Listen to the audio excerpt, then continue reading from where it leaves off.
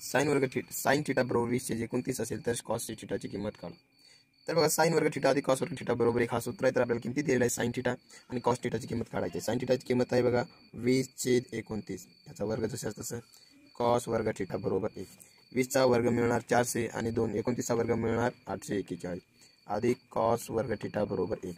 मग कॉस वर्ग थिटा बरोबर 1 हा अधिक जाणार वजाबाकीमध्ये 400/841।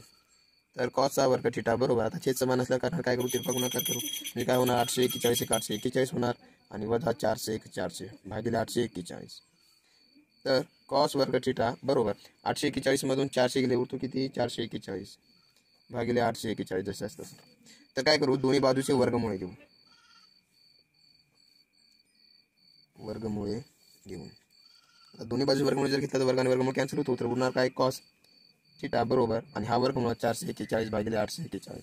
तर कॉस थिटा बरोबर 441चा वर्गमूळ मिळतो 21 आणि 841चा वर्गमूळ मिळतो 29।